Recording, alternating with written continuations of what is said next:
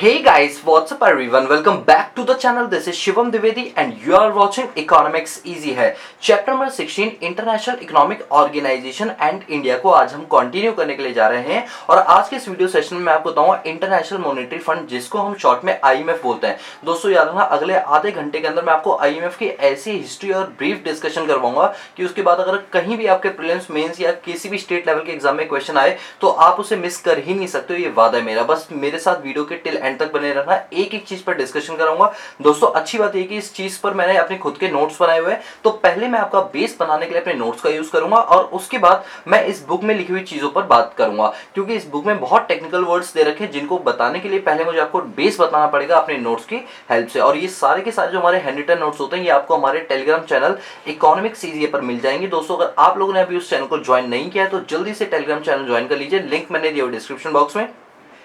Free of cost आपको हमारे सारे के सारे नोट्स वहां पर अवेलेबल हो जाएंगे रमेश सिंह के रिगार्डिंग चैप्टर 1 से लेकर चैप्टर 21 तक सारे नोट्स आपको वहां पर मिल जाएंगे। चलिए स्टार्ट करते हैं। इंटरनेशनल मॉनेटरी फंड क्या होता है?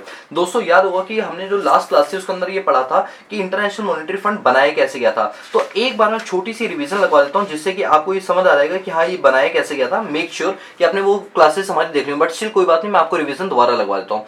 हमने ये पढ़ा था कि जब फर्स्ट वर्ल्ड वॉर हुआ था तो वो 1914 से 1918 के बीच में हुआ था, जिसकी वजह से इकोनॉमी के अंदर ग्लोबल डिप्रेशन आ गया। मतलब इकोनॉमी बहुत ज्यादा डिवास्टिकेटेड और डिस्ट्रॉय हो गई थी। तो इस ग्लोबल डिप्रेशन से निकलने के लिए क्या हुआ था, एक बैंक को जन्म दिया। उस बैंक को बनाया गया था 17 मई 1930 में और इस बैंक का नाम है BIS, bank for international settlement. दोस्तों ये जैसे ही काम करता तभी क्या हो गया, सेकेंड वर्ल्ड वॉर हो गया, जो कि 1930 से लेकर 1944 तक चला। यानी कुल मिला के 1914 से लेकर लगभग 44 तक वर्ल्ड वॉर ही होते रह गए, जिसकी वजह से इकोनॉमी बहुत ज्यादा डिवास्टिकेटेड होगी। इवन बहुत ज्यादा इकोनॉमी के अंदर लॉस आ गया कि जिन चीजों का प्रोडक्शन होना चाहिए था उनको छोड़ के बम बारूद का प्रोडक्शन बढ़ गया, जिसके से कंज्यूमर गुड्स की मार्केट में जो डिमांड है वो तो बढ़ गई, लेकिन सप्लाई कम होने चलते वहां की जनता को इसका खामियाजा भुगतना पड़ा। इसके बाद जब इकोनॉमी पूरी तरह डिस्ट्रॉय हुई तो उस टाइम पर सबसे बड़ी इकोनॉमी जो थी वो यूके थी, यानी यूनाइटेड किंगडम, क्योंकि उसने देखो इंडिया पर भी राज किया। उसकी कई सारी कॉलोनीज थी, जिसके से यूके बहुत ही अच्छी कंट्री में मानी जाती है। और उसी टाइम अलाइड पावर के अंदर यूएसए आई थी, जिसने अपने आप को सुपर पावर कंट्री की तरह डिक्लेयर किया। तो यहाँ से यूएसए की तरफ से डेक्स्टर वाइट और यूके की तरफ से जेम केनीज जो है यहाँ पर गए और इन्होंने एक मीटिंग बुलाई। कब बुलाई? 1944 में। और जिसमें 44 मेंबर कंट्रीज जो थी वो उसमें शामिल हुई, जिसमें यूके यूएसए तो मेन थे, बाकी 42 कंट्री और यानी टोटल के 44 मेंबर कंट्रीज इसमें पार्टिसिपेट करती है। इंडिया भी उसका एक पार्ट था, क्योंकि इंडिया उस टाइम यूके का कॉलोनी थी, तो यूके ने पार्टिसिपेट किया, अल्टीमेटली इंडिया ने भी पार्टिसिपेट किया। इस मीटिंग को जो है वो ब्रिटेन वुड के अंदर हुई, यूएसए के अंदर ब्रिटेन वुड नाम की एक जगह है, वहां पर एक होटल था हेमिस्फेयर, वहां पर इस मीटिंग को बुलाया गया, जिस मीटिंग के अंदर ये डिसाइड किया गया कि अब थर्ड वर्ल्ड वॉर ना हो, जिसके चलते यूनाइटेड नेशन का गठन किया। और उससे भी बड़ी बात, एक दो बड़ी ऑर्गेनाइजेशन को जन्म मिला, that is IBRD and IMF। IBRD का मेन काम था कि वर्ल्ड वॉर से हुए लॉस की रिकवरी को करने के लिए, उनका इंफ्रास्ट्रक्चरल डेवलप करने के लिए लॉन्ग टर्म के लिए लोन कौन देगा? IBRD, जिसको हम वर्ल्ड बैंक के नाम से जानते हैं, लेकिन रियलिटी में IBRD में जब हम आईडी जोड़ते हैं तब वो वर्ल्ड बैंक बनता है। फिलहाल IBRD की फुल फॉर्म होती है international bank for reconstruction and development, जो कि लॉन्ग टर्म के लोन को यहाँ पर प्रोवाइड करवाएगा। जबकि दूसरी तरफ जो IMF था, इंटरनेशनल मॉनेटरी फंड, इसका मेन रीजन था बनाने का कि जो BOP की क्राइसिस की वजह से जो इकोनॉमिक डिसइक्विलिब्रियम में आ जाती है, उस डिसइक्विलिब्रियम को इक्विलिब्रियम पर लाने के लिए, शॉर्ट टर्म की फाइनेंस नीड को पूरा करने के लिए ये लोन दिया करता था IMF। इसके लिए इसको यहाँ पर बनाया गया। दोनों ने अपना काम लगभग 27 दिसंबर 1945 में करना अपने स्टार्ट किया। अगर हम आज की डेट में बात करें तो IBRD के अंदर टोटल 189 मेंबर कंट्रीज है और IMF के अंदर आज की डेट में 190 कंट्रीज हैं। सर आपने तो लास्ट क्लास में 189 मेंबर कंट्रीज बताई थी। दोस्तों अभी इस 189 को जो है काट के 190 कर दो, क्योंकि एक नई कंट्रीज के अंदर शामिल होगी, जो मैं आज बताऊंगा कि वो कौन सी कंट्री है जो शामिल हो। वैसे 189 कंट्री जो थी वो नायरू थी। अब 190 कौन सी मैं आपको बताऊंगा, उसका नाम A से स्टार्ट होता है, ठीक है, आगे अभी बताऊंगा, डोंट वरी। तो आपको समझ आया कि IBRD और IMF का गठन कैसे हुआ। अब क्योंकि ये सारे ब्रिटेन वुड में हुए थे यूएसए के, तो इसलिए इसे ब्रिटेन वुड ट्विंस के नाम से जाना जाता है, किसको? IBRD को और IMF को। और आज का टॉपिक अब हमारा स्टार्ट होता है कि IMF क्या होता है, इंटरनेशनल मॉनेटरी फंड क्या होता है, इसके क्या फंक्शन होते हैं, इसके क्या ऑब्जेक्ट होते हैं। दोस्तों एक बात सुनो मेरी, इस वीडियो को देखने के बाद अगले 25 मिनट में आप ये समझ जाओगे कि IMF क्या है, IMF को क्यों बनाया गया, इसके पीछे इंडिया का क्या रोल है, इंडिया ने किस तरह से IMF की हेल्प से अपनी इकोनॉमी का स्ट्रक्चरल रिफॉर्म किया। इन सभी क्वेश्चंस के आंसर मैं आपको दूंगा। और आपके मन में क्वेश्चन आ रहा होगा कि सर IMF के अंदर मेंबरशिप लेने के लिए हमें क्या करना पड़ता है। मन में क्वेश्चन आता होगा, आईएमएफ से लोन क्या हम इंडियन रुपीस में लेते हैं, डॉलर्स में लेते हैं, या इनकी अपनी एक स्पेसिफिक करेंसी होती है? ये सभी क्वेश्चंस के आंसर आज मैं आपको दूंगा, बस मेरे साथ वीडियो के टिल एंड तक बने रहना। तो चलिए बात करते हैं इंटरनेशनल मॉनेटरी फंड, जिसको शॉर्ट में क्या होता है, आईएमएफ। आप जानते हैं आईएमएफ को जो है वो 27 दिसंबर 1945 में बनाया गया था। इसने अपना काम करना जो शुरू किया था वो 1 मार्च 1947 में करना स्टार्ट किया था। खैर इससे हमें कोई मतलब नहीं है, आप ये डेट याद रखो कि आईएमएफ को कब बनाया गया था, 27 दिसंबर 1945 के अंदर इसको फ्रेम किया गया था। ये एक ऐसी इंटरनेशनल फाइनेंशियल इंस्टीट्यूशन है जो कि प्रमोट करती है इंटरनेशनल मॉनेटरी कोऑपरेशन को, यानी कि भारत में या भारत के अलावा अगर हम किसी भी देश के साथ कोई व्यापार करते हैं और उससे रिलेटेड अगर कोई इशू आता है, यानी इंटरनेशनल मॉनेटरीज इशू आते हैं, तो उसकी देखरेख कौन करेगा, इंटरनेशनल मॉनेटरी फंड करेगी। दूसरा, फैसिलिटेट इंटरनेशनल ट्रेड, और जो अंतरराष्ट्रीय व्यापार होता है उनके नियम और कानूनों के अंदर किस तरह से फेरबदल करने की व्यापार को बढ़ाया जा सके, ये काम किसका था, इंटरनेशनल मॉनेटरी फंड का था। तीसरा, faster sustainable economic growth, economy को किस तरह से ग्रोथ पटरियों पर लाया जाए उसके लिए अपनी कुछ गाइडलाइंस इशू करता था उन सभी मेंबर कंट्रीज को जिनकी इकोनॉमी डाउनफॉल में जा रही है या इकोनॉमी एक सर्वाइवल स्टेज पे है, तो उनको एक अच्छी गाइडेंस, एक प्रोफेशनल गाइडेंस ये क्या करवाता था, उनको प्रोवाइड करवाता था। इसके बाद है make resources available to member experience BOP difficulties, अगर किसी मेंबर कंट्री के पास बीओपी क्राइसिस चल रही है तो उनके पास तक रिसोर्सेज को कैसे पहुंचाना है, कैसे उन तक रिसोर्सेज अवेलेबल करवाना है, इन सब की श्योरिटी का काम किसका था, इंटरनेशनल मॉनेटरी फंड का था। तो बेसिकली आप ये समझ गए होंगे कि इंटरनेशनल मॉनेटरी फंड को मेन बनाने के पीछे क्या पर्पस है, बताओ। नंबर 1 पर्पस क्या था, ये प्रमोट करता था इंटरनेशनल में मॉनेटरी कॉपरेशन को। दूसरा, ये फैसिलिटेट करता था इंटरनेशनल ट्रेड को। ये सस्टेनेबल इकोनॉमिक ग्रोथ की ओर काम करता था और ये हर अपने मेंबर कंट्री को वो सारे के सारे रिसोर्सेज प्रोवाइड करवाता था जिनकी उन्हें जरूरत थी, ताकि वो अपने बीओपी को डिसइक्विलिब्रियम से किस में लेकर आ पाए, इक्विलिब्रियम में लेकर आ पाए। ये बेसिकली उनका काम था इंटरनेशनल मॉनेटरी फंड का। अगर हम बात करें, याद रखना आईबीआरडी और आईएमएफ दोनों का ही जो हेडक्वार्टर है वो वॉशिंगटन डीसी में, क्योंकि दोनों को ब्रिटेन वुड यानी यूएसए में बनाया गया था और यूएस की जो राजधानी वो क्या है, वॉशिंगटन डीसी। तो वॉशिंगटन डीसी जो है इसकी, वो इसका मेन क्या है, हेडक्वार्टर है। अगर एट प्रेजेंट बात करें, जैसे आप जानते हैं कि आज की डेट में अगर हम तारीख की बात करें तो लगभग आज 29 सितंबर 2021 हो रही है। तो 2021 सितंबर के हिसाब से अभी जो आईएमएफ के अंदर मेंबर कंट्रीज हैं दैट इज 190, कितनी, 190, 190 मेंबर कंट्रीज है। और जो अभी लेटेस्ट जो मेंबर कंट्री 190 पर जुड़ी है वो कौन सी है, एंडोरा, ठीक है, एंडोरा मास नहीं बोलते हैं, तो एंडोरा नाम की एक कंट्री है जो कि इसमें लास्ट अभी रिसेंटली जो मेंबरशिप जिसने ली 2020 के अंदर, वो कौन है, एंडोरा है, ठीक है। अभी अगर हम बात करें तो क्रिस्टीलिया जिनेवा जो इसकी वो एमडी है, मतलब मैनेजिंग डायरेक्टर है आईएमएफ की। ये थोड़ा सा बस ऐसे ही नाम देख लेना, अगर आपको ऑप्शन में आंसर मिल जाए तो इसी को टिक कर देना, ठीक है, अगर वो आपसे एमडी पूछे तो। अगर हम बात करें सर इंडिया का क्या कोई कंट्रीब्यूशन है या फिर, अरे भाई साहब बहुत बड़ा कंट्रीब्यूशन है। आईएमएफ के अंदर वेरियस एक्सपर्ट की कमेटी होती है जिसमें बड़े बड़े इकोनॉमिस्ट बैठा जाते हैं, और आपको जान के एक खुशी होगी कि उनमें से एक हमारी इकोनॉमिस्ट जिसने वुमेन होकर एक वुमेन एम्पावरमेंट को बढ़ावा दिया, जिसका नाम है गीता गोपीनाथन। दोस्तों मैं आपको बता दूं कि 2018 के अंदर गीता गोपीनाथन को आईएमएफ का चीफ इकोनॉमिस्ट एडवाइजर बनाया गया था। क्या बनाया गया था, चीफ इकोनॉमिस्ट एडवाइजर। तो गीता गोपीनाथ को अपॉइंट किया गया चीफ इकोनॉमिस्ट किसमें, आईएमएफ के अंदर। ये बहुत ही एक मतलब प्राउड वाली बात है कि हमारी इंडिया में से एक इकोनॉमिस्ट जो है वो इसकी क्या है, चीफ इकोनॉमिस्ट एडवाइजर है, ठीक है। फाइनेंशियल ईयर जो आईएमएफ का होता है वो 1 मई से 30 अप्रैल को स्टार्ट होता है। जैसे अकाउंटिंग ईयर की बात करें तो हमारा 1 अप्रैल से 31 मार्च तक होता है, लेकिन आईएमएफ का जो अकाउंटिंग ईयर है, ये जो फाइनेंशियल ईयर है वो कहां से स्टार्ट होता है, 1 मई, और खत्म कब होता है, 30 अप्रैल को होता है। अच्छा एक बात सुनो मेरी बात, अब बात क्या होती है कि यहाँ पर जितनी भी मेंबर कंट्रीज होती है, देखो पहला क्वेश्चन आपको समझ आया, पहला क्वेश्चन तो मैंने लास्ट क्लास में ही बता दिया था कि आईएमएफ को कैसे बनाया।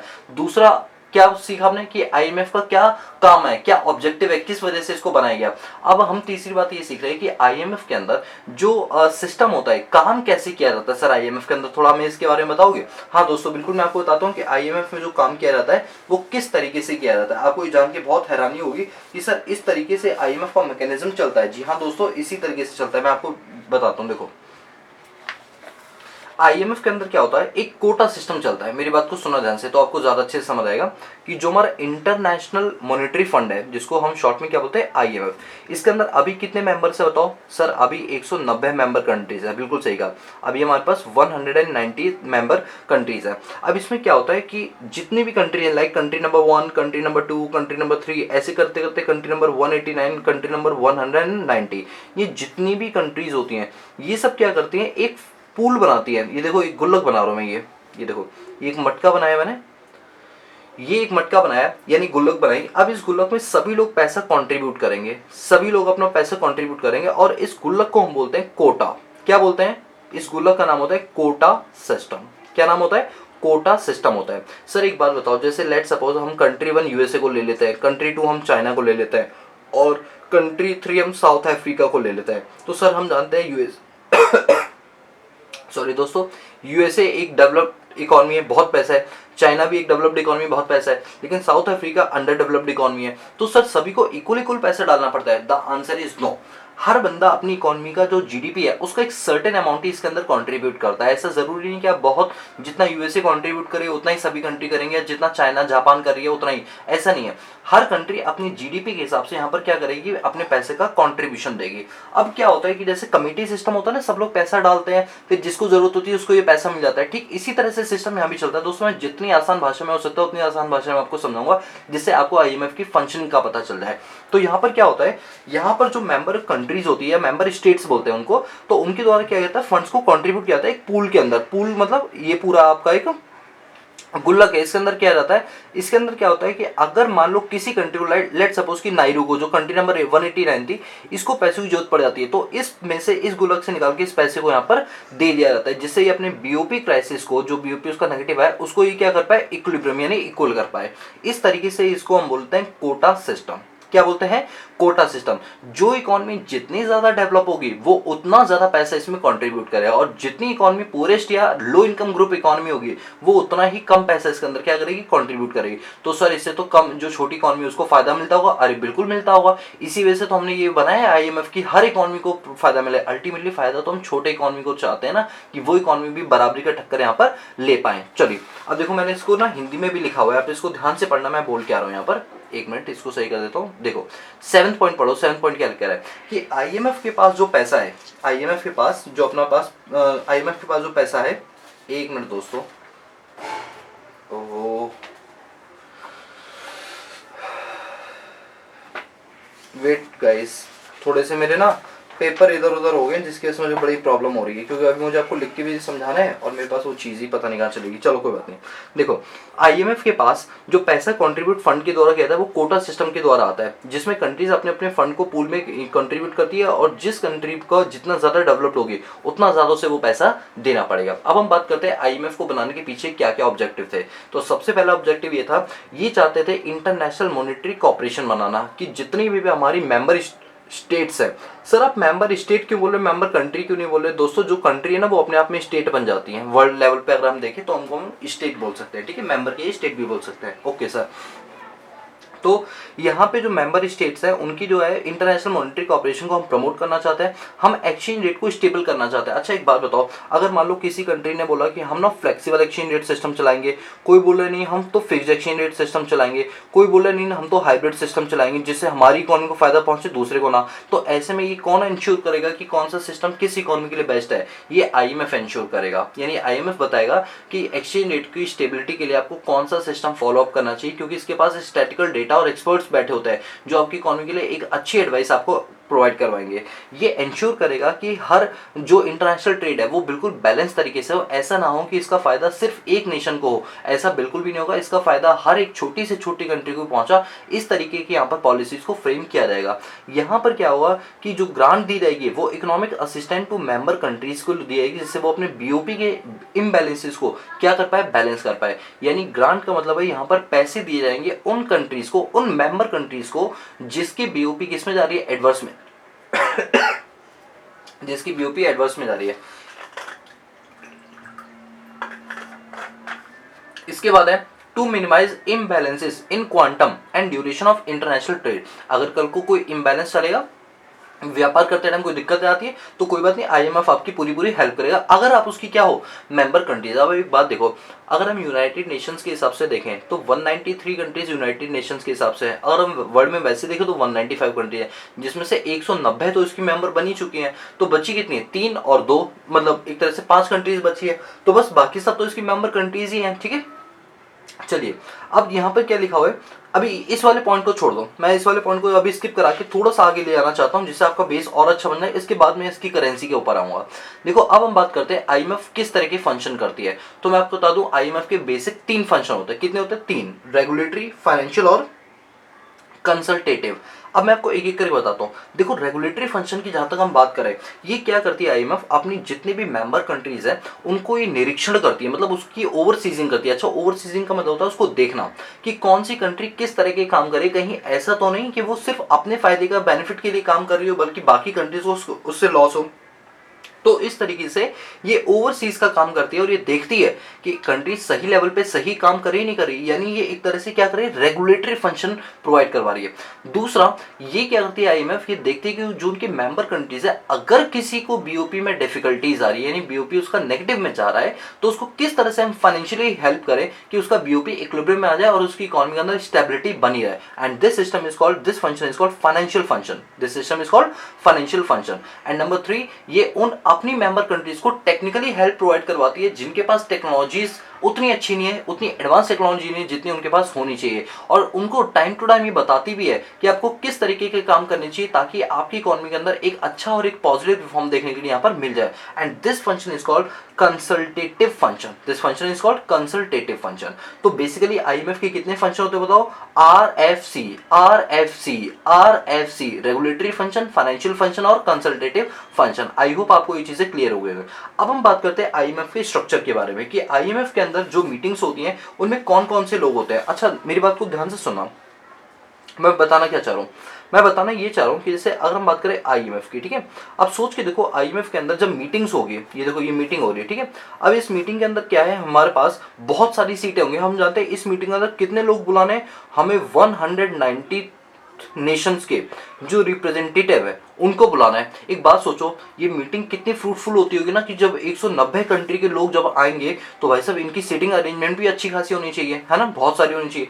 तो अब इन्होंने बोला कि हम 190 सीटें नहीं लगवाएंगे, हम 190 सीटें नहीं लगवाएंगे, हम क्या करेंगे, 28 सीट लगवाएंगे। Like seat number 1, seat number 2, seat number 3, seat number 4, seat number 5, seat number 6, seat number 7, seat number 8, ठीक है। इस तरह से करते हुए ये सीट नंबर 16, सीट नंबर 24 और सीट नंबर 28, इस तरीके से सीटें हो जाएंगे। अरे भाई कंफ्यूज मत हो, सीट नंबर 9, 10, 11, 12, 13, 14 और ये 15, 16 ये रहा, 17 यहाँ रहेगा, 18, 19, 20, 21, 22, 23, 24, 25, 26, 27 और 28 ये हो गई। इतनी सीटें यहाँ पर रखी गई। सर एक बात बताओ, 190 लोग हैं, ठीक है, और सीटें सिर्फ 28 हैं, तो बाकी क्या एक दूसरे के ऊपर आलती मारती बैठेंगे क्या, उनके सर पे बैठेंगे? तो मैं आपको बताता हूँ ऐसा नहीं होता। होता ये है कि यहाँ पर हम जो अगर हम कंपोजिशन की बात करें तो इसको बोलते हैं बोर्ड ऑफ गवर्नर। क्या बोलते हैं? Board of governor. यानी ये वो लोग होते हैं जो हमेशा आईएमएफ के अंदर प्रेजेंट रहेंगे। ये वो लोग होते हैं जो हमेशा आईएमएफ की फंक्शनिंग के टाइम क्या रहेंगे, प्रेजेंट रहेंगे, पूरे साल भर प्रेजेंट रहेंगे। बल्कि मीटिंग में तो एक दिन होती है, बल्कि कुछ लोग ऐसे होते हैं जो हमेशा वहां पर प्रेजेंट होंगे और वो डे टू डे की फंक्शनिंग को क्या करेंगे, एस्केलेरेट करेंगे। तो ऐसे कितने लोग हैं? टोटल 28 लोग हैं। बताओ कितनी सीट्स हैं? 28 सीट्स हैं। किसकी? बोर्ड ऑफ गवर्नर की, आउट ऑफ 190 नेशंस। अब हम बात करते हैं यहाँ पर कि अब जो बंदा यहाँ पर आएगा तो वो कितने लोग होंगे। देखो याद रखना, एक कंट्री से सिर्फ एक ही रिप्रेजेंटेटिव आएगा। एक कंट्री से सिर्फ कौन आएगा? एक रिप्रेजेंटेटिव आएगा। सर वो रिप्रेजेंटेटिव क्या प्राइम मिनिस्टर या प्रेसिडेंट होंगे? अरे नहीं नहीं दोस्तों, वो रिप्रेजेंटेटिव होंगे वो फाइनेंस मिनिस्टर होंगे। कौन होंगे? फाइनेंस मिनिस्टर होंगे। यानी सर इनकी जो मीटिंग होगी या जो बोर्ड ऑफ गवर्नर के लोग होंगे उनमें से फाइनेंस मिनिस्टर्स होंगे। जी हाँ दोस्तों, सर मान लो और फाइनेंस मिनिस्टर को उस टाइम कोई प्रॉब्लम होगी जब ये मीटिंग होने की, तो उस केस में आप चाहें तो साथ में अपने एक ऑल्टरनेटिव गवर्नर को भी रख सकते हैं। और उस ऑल्टरनेटिव गवर्नर को वो कौन होगा? वो आपकी सेंट्रल बैंक का गवर्नर होगा। कौन? सेंट्रल बैंक का जो मेन पर्सन यानी जो गवर्नर होगा वो होगा। मेरी बात को समझ पा रहे हो? तो या तो फाइनेंस मिनिस्टर या फिर सेंट्रल बैंक का गवर्नर, या चाहो तो चलो दोनों भी लोग जा सकते हो, ऐसी कोई दिक्कत वाली बात नहीं है, ठीक है। तो ये होंगे। अब अगर हम बात करें तो जितने भी एलाइड कंट्रीज जो बहुत ज्यादा स्ट्रांग है वो ये कहती है भाई आईएमएफ के अंदर 28 सीट है, हमारी सीट रिजर्व होनी चाहिए कि हमारी जो एक सीट है वो सिर्फ हमारी कंट्री को ही रिप्रेजेंट करे। वरना देख के चलो ना, 190 नेशन है, सीट 28 है, तो कहीं ना कहीं एक सीट पे 7-7 दावेदार होंगे, 3-3 दावेदार होंगे, 4-4 होंगे। मेरी बात को समझ रहे हो? लेकिन कुछ कंट्री ऐसी जो कहती नहीं भैया मेरा रिजर्वेशन है, मेरी सीट पर मेरा ही अधिकार होगा और कोई और नहीं बैठेगा, या हम उसको किसी भी के साथ भी शेयर नहीं करेंगे। तो ऐसे में क्या हुआ, हमारे यहाँ पर जो कुल मैं आपको बता दूं 24 सीट में से 8 सीटें, देखो seat number 1, seat number 2, seat number 3, seat number 4, seat number 5, seat number 6, seat number 7, seat number 8, ये जो आगे के फ्रंट बेंचर थे इन्होंने कहा हमारी सीट तो फिक्स है। सर कौन कौन सी नेशन है जिनकी सीट फिक्स है? देखो एक नेशन तो बिना बताए आप समझ गए होंगे, दैट इज यूएसए। यूएसए कहता है कि भाई मेरी सीट मेरी फिक्स रहेगी और कोई उस पर नहीं बैठेगा। दूसरा, यूएसए ने किस पर बम फेंका था? हिरोशिमा और नागासाकी, याद है? हिरोशिमा और नागासाकी एक शहर का नाम है, कहां के शहर का नाम है? जापान। तो अब यूएसए ने जो पाप किया उनका पश्चाताप करने के लिए उनको हमेशा वो अपने साथ रखेगा, दैट इज जापान। तो जापान की सीट फिक्स है। इसके बाद जर्मनी, जर्मनी कहेगा भैया मेरी इंग्लिश तुम लोग अपने यहाँ पर चला रहे हो जर्मन लैंग्वेज और तुम मुझे ही नहीं रखोगे, तो जर्मन की भी थर्ड होगी। इसके बाद इंडिया ने बताओ विमान किससे खरीदा था, याद आ रहा है? फ्रांस से। तो फ्रांस कह रहे भाई साहब मेरे पास विमानों की लड़ियां लगी पड़ी हैं, मुझे भी एक पक्की सीट चाहिए यहाँ पर। इसके बाद यूके क्या बोलता है, इंडिया वाले तुम हमें भूल गए, हमने तुम पर राज किया था, तुम्हें कॉलोनी बनाया था, तो तुम ब्रिटेन को भूल मत जाना, यानी यूनाइटेड किंगडम, इनकी भी सीट क्या रहेगी? फिक्स रहेगी। इसका चाइना बोलता है तुम्हें याद है कोरोना हमने फैलाया था, अगर दोबारा मुझे सीट नहीं दी मैं कोविड दोबारा फैला दूंगा और ऐसा वेरिएंट लेकर आऊंगा कि चूचाची करने लायक भी नहीं रहोगे। तो चाइना की भी सीट क्या है? फिक्स है। इसके बाद इंडिया ने फ्रांस के अलावा सुखोई विमान किससे खरीदा था? रशिया से खरीदा था। तो रशिया भी इसका क्या है? मेन मेंबर है। इसके बाद फिर इंडिया वालों को क्या बोलते हैं, भैया पेट्रोल कहां से आता है? सऊदी अरेबिया से। तो देखिए ये सारी वो कंट्रीज है, ये टोटल 8 कंट्रीज ऐसी जिन्होंने बोला हमारी सीट क्या रहेंगी? फिक्स रहेंगी। बताओ क्या क्या नाम है? USA, Japan, Germany, France, UK, China, Russia and Saudi Arabia. इनकी जो फ्रंट सीट है वो इनकी फिक्स रहेगी, इन पर और किसी का अधिकार नहीं, ये अपनी सीट पर अपने आप को ही रिप्रेजेंट करेंगे। अच्छा इसका मतलब सर एक बात बताओ, टोटल अगर 28 सीट है जिनमें से 8 सीट तो बिल्कुल फिक्स कर दी, तो बची कितनी? सर बची टोटल हमारे पास कितनी? 20 सीट बची। टोटल सीट कितनी बची हमारे पास सर? अच्छा एक मिनट, ये आई एम रियली सॉरी, ये 28 में 24 होती हैं, ये थोड़ा चेंज है कंपोजिशन में, 24 सीट होती है, सॉरी कितनी सीट होती है? 24। तो 24 में से 28 सीट तो आपने फिक्स कर दी, तो कितनी बची? अच्छा ये वाली रो हटा दो, ये देखो 24 सीट लिखवाई थी ना, बस ये 24 सीट है, ठीक है, वो गलती से मुझसे 28 हो गया था। तो 24 सीट होती है, 24 में से 8 सीट जो है वो तो फिक्स है, तो अब कितनी बची? 16 सीट।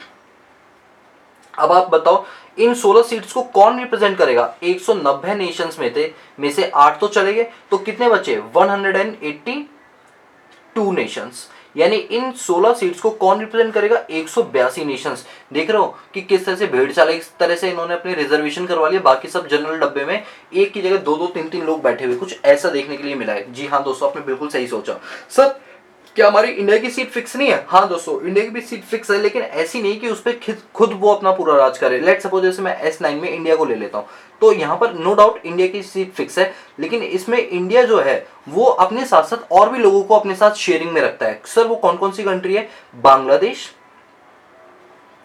कौन कौन सी है? Bangladesh plus Bhutan, Bangladesh plus Bhutan plus Sri Lanka. ये जो 3 कंट्रियां हैं इनको भी कौन रिप्रेजेंट करता है? भारत रिप्रेजेंट करता है। यानी भारत की सीट भारत की नहीं है, बल्कि वो इन चारों नेशन की मिला के मानी जाती है, ठीक है। बट बांग्लादेश का कोई बंदा नहीं आता, इतना कोई पढ़ा लिखा नहीं वहां का, भूटान का, श्रीलंका कोई नहीं आता, बल्कि ये लोग कहते हैं कि चलो हमारे बिहाफ पे हमारा इंडिया का जो बंदा बैठा है ये माना है कि वो इंडिया का नहीं बल्कि इंडिया का भी है, बांग्लादेश का भी, भूटान का भी और श्रीलंका का। यानी इंडिया कितनी कंट्री को रिप्रेजेंट करता है? 3 कंट्री को रिप्रेजेंट करता है। इसी तरह समझो बाकी सीट पर भी 2-2 3-3 4-4 लोग होंगे, तब जाके 182 नेशंस पूरे यहाँ पर कवर हो पाएंगे। दोस्तों आपको याद क्या रखना है यहाँ पर? याद ये रखना है कि जो आईएमएफ का स्ट्रक्चर होता है इसमें 2 लोग होते हैं, एक तो आपका ये बोर्ड ऑफ गवर्नर होता है और एक क्या होता है? Alternative governor. Board of governor में कौन जाता है? फाइनेंस मिनिस्टर, और ऑल्टरनेटिव गवर्नर में कौन जाता है? आरबीआई का जो गवर्नर होता है वो जाता है, ठीक है। अब क्या होता है, अगर कभी कभी फाइनेंस मिनिस्टर नहीं जा पाते तब ऑल्टरनेटिव गवर्नर से काम चलाया जाता है, जो कि आरबीआई का सेंट्रल बैंक का गवर्नर होता है, ठीक है। इसमें बताओ कितनी सीट्स होती है? 24 सीट होती है। और ये हमेशा जो 24 लोग होते हैं ये फुल टाइम वर्कर होते हैं, जो पूरे टाइम आईएमएफ में सालों साल जैसे ऑफिस दफ्तर होता है ना, सुबह से लेकर शाम तक जॉब करना, वैसे यहाँ पर ये जॉब करते हैं, पूरी फंक्शनिंग को रेगुलेट करते हैं, ठीक है। मैं मीटिंग की बात नहीं कर रहा, मैं फंक्शनिंग बोर्ड ऑफ स्ट्रक्चर की बात कर रहा हूँ। तो 24 सीट होती हैं, जिसके अंदर क्या होते हैं? 8 लोगों ने अपनी चेयर को रिजर्व कर रखा है, जैसे USA, Japan, Germany, France, UK, China, Russia और सऊदी अरेबिया। और बाकी जो बच गई 182 मेंबर कंट्रीज, वो 16 बची हुई सीट्स को क्या करेंगी? रिप्रेजेंट करेंगे। और चाइना जो वो इंडिया जो है उसकी अपनी सीट किस किस को रिप्रेजेंट करवाती है? बांग्लादेश, भूटान और श्रीलंका को ये रिप्रेजेंट करवाती है। बोलो यहाँ तक की चीजें क्लियर है? ये सब बिल्कुल क्लियर है। चलो अब इसको भी जरा एक बार आप नोट्स में से पढ़ लो। ये देखो आईएमएफ है, इसके स्ट्रक्चर में board of governor, alternative governor, तो कभी कभी जब फाइनेंस मिनिस्टर नहीं आ पाते तो ऑल्टरनेटिव गवर्नर से काम चलाता है। और ये 189 ये 190 कर दो, क्योंकि अभी रिसेंटली चेंज आया, जब मैं नोट्स बना था तब मैं इस चीज को अमेंड नहीं कर पाया था, ठीक है। इसमें से 24 सीटें होती है जो फुल टाइम वर्कर की तरह काम करती है, जिसमें से 8 लोगों की चेयर को क्या कर दिया गया, रिजर्व कर दिया, जिसमें USA, Japan, Germany, France, UK, China, Russia, Saudi Arabia, बाकी 182 मेंबर कंट्रीज को 16 बची हुई सीट से डिनोट किया था। और इंडिया जो रिप्रेजेंट करता है वो बांग्लादेश, भूटान और श्रीलंका को करता है। बोलो इतनी चीजें क्लियर है? ये सर बिल्कुल क्लियर है। अब यहाँ पर एक कॉन्सेप्ट आता है दैट इज कोटा सिस्टम। अब ये कोटा सिस्टम क्या होता है? कोटा सिस्टम का मतलब होता है लाइक अ वोटिंग राइट। जो बंदा इसका मेंबर बनता है उसको वोटिंग राइट मिलता है। जैसे ही वो मेंबर बनेगा उसको 250 वोट मिल जाएंगे। कोई भी बंदा इसमें जब मेंबर बनता है, कोई भी कंट्री जब इसमें मेंबर बनती है तो उसको कितने वोट दिए जाते हैं?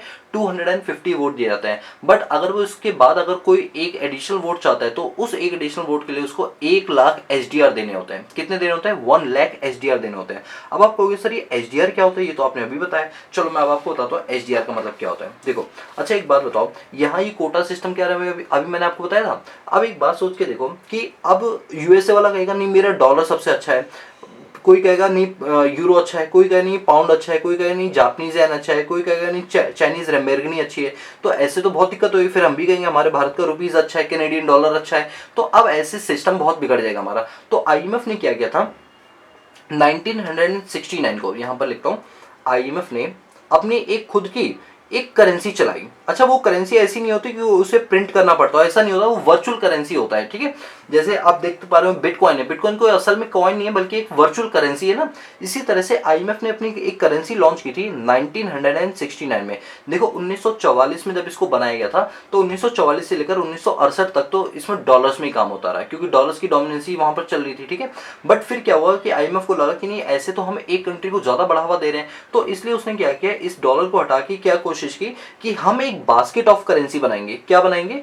एक बास्केट ऑफ करेंसी बनाएंगे। इसके अंदर सिर्फ एक कंट्री को बढ़ावा नहीं दिया जाएगा बल्कि उन सभी कंट्री को बढ़ावा दिया जाएगा जिनकी कंट्री की इकोनॉमी के सेक्शन बहुत अच्छे हैं और जिनका कंट्रीब्यूशन आईएमएफ में सबसे ज्यादा होता है। तो उसमें आप जानते हैं यूएस का जो डॉलर है वो सबसे पहले आया, ठीक है, यूएस डॉलर आ गया। इसके बाद हमारे पास और कौन सी करेंसी इसके अंदर आई? फिर हमारे पास आया यूरो, फिर आया हमारे पास जापानीज येन, फिर आया पाउंड, इसके बाद आया चाइनीज की रेमबर्गिनी जिसको युआन बोलते हैं। युआन जो है ना ये आपकी जो है 2016 के अंदर आई थी युआन, ठीक है। तो ये यहाँ पर जो 5 जैसे यूएसए हो गया, यूरो हो गया, येन हो गया, पाउंड और युआन, ये 5 करेंसी को अगर हम जोड़ दें तो इन पांचों करेंसी को मिला के एक हमने नाम दिया दैट इज एसडीआर। हमने इन पांचों करेंसी को मिला के एक नई करेंसी कौन सी बना दी? एसडीआर, जिसको बोलते हैं स्पेशल ड्राइंग राइट्स। क्या बोलते हैं? Special drawing rights. तो ये जो अब आईएमएफ जब भी किसी को लोन देती है तो वो किस में देती है? एसडीआर के अंदर देती है। किस में देती है? एसडीआर में देती है। और ये कॉन्सेप्ट कब स्टार्ट हुआ? 1969 में हुआ। सर एक बात बताओ, सबसे ज्यादा अगर हम देखें एसडीआर यानी ये जो करेंसी है ये सबसे ज्यादा किस स्टेट के पास है? अगर मैं 2021 के डेटा के हिसाब से बात करूं तो सबसे ज्यादा यूएसए के पास एसडीआर है और वो भी कितना है? 17%। कितना है? 100 में से 17%। फिर दूसरे नंबर पर आता है जापान। जापान के पास सेकंड नंबर पे एफडी ये दैट इज 6.48। देखो कितना बड़ा डिफरेंस है। सबसे ज्यादा किसके पास एसडीआर है? जापान के, यूएसए के पास। जापान के फिर देखा गया कि चाइना के पास जो एसडीआर है दैट इज 6.42%। सर एक बात, इसके बाद कौन है? फिर आपका जर्मनी है। जर्मन के पास 5.61% है। सर इंडिया के पास कितना है? दोस्तों अगर मैं इंडिया की रैंकिंग लगाऊं तो इंडिया 8th रैंक पर आती है और इंडिया के पास जो अपने एसडीआर है दैट इज 2.76%। कितना? 2.76%। तो सर पाकिस्तान, अरे पाकिस्तान को मत पूछो भाई, ये बहुत पीछे चल रहे हैं, ठीक है। हम 8वें नंबर पर आते हैं एसडीआर के मामले में। सबसे ज्यादा एसडीआर यूएसए के पास है, ठीक है। ये अभी लेटेस्ट डेटा है। बताओ आपको ये सारी चीज समझ आ गई? पक्का ना? कोई दिक्कत तो नहीं? ये सर बिल्कुल कोई दिक्कत वाली बात नहीं, ठीक है। आप इसको यहाँ से पढ़ लेना। देखो मैंने नोट्स में भी लिखा है कि मेन मोटिव आईएमएफ का था इकोनॉमिक असिस्टेंस प्रोवाइड करवाना, जिसकी वजह से ये बीओपी के एडवर्स इंपैक्ट को दूर कर पाए। इस चीज को पहले गोल्ड के थ्रू सॉल्व किया जाता था, बाद में इसको एसडीआर के थ्रू सॉल्व किया जाने लगा। एसडीआर को 1969 में लगा, जिसके अंदर 5 बास्केट ऑफ करेंसी में US dollar, Japanese yen, euro, British pound, Chinese renminbi जिसको युआन बोलते हैं, वो सारी करेंसी इसके अंदर आती है। बोलो क्लियर हुआ? चलिए अब हम एक काम करते हैं, इस बुक से आप पढ़ के देखते हैं कि इस बुक में क्या देखा है। वैसे ज्यादा हमें पढ़ने की जरूरत नहीं पड़ी, अब आपको सारी चीज़ पता ही चल गई कि इंटरनेशनल मॉनिटरी फंड जो है वो कब आया था, 1944 में आया था और 27 दिसंबर 1945 को इसने काम करना अपना स्टार्ट किया था। और इसके फंक्शन अभी अभी हमने पढ़े, ये सारे फंक्शन होते हैं। इसके अंदर बोर्ड ऑफ जो गवर्नर होते हैं उसमें क्या पूरा कंपोजिशन होता है, मैंने आपको बताया। इसमें फाइनेंस मिनिस्टर जाते हैं या फिर अगर नहीं होता तो आरबीआई के गवर्नर इसके अंदर जाते हैं, ठीक है। जिसके अंदर 24 सीटें होती हैं, 8 सीट बिल्कुल फिक्स होती हैं और इंडिया बांग्लादेश, श्रीलंका और भूटान को क्या करता है, रिप्रेजेंट करता है, ठीक है। और इसके बाद ये एक्सटर्नल फंड फैसिलिटी, ये सब तो मैंने आपको अभी बता ही दिया, ठीक है। तो दोस्तों यहाँ पर जो हमारा आज का ऑब्जेक्टिव था वो हमारा पूरा पूरा अचीव हो जाता है और हमने यहाँ पर जो है वो आईएमएफ की रिगार्डिंग सारी चीजें कर ली हैं। और आई होप गाइस कि अब आपको पूरी पूरी चीज समझ आ गई। दोस्तों नोट्स की टेंशन मत लेना, नोट्स सारे मैं आपको अपने जो टेलीग्राम चैनल है उस पर प्रोवाइड करवा दूंगा, राइट। तो चलिए दोस्तों, सो गाइस अगर आपको वीडियो पसंद आई तो चैनल को लाइक शेयर सब्सक्राइब करना बिल्कुल भी मत जाना, ठीक है। चलिए दोस्तों अब हम मिलते हैं नेक्स्ट क्लास में, तब तक के लिए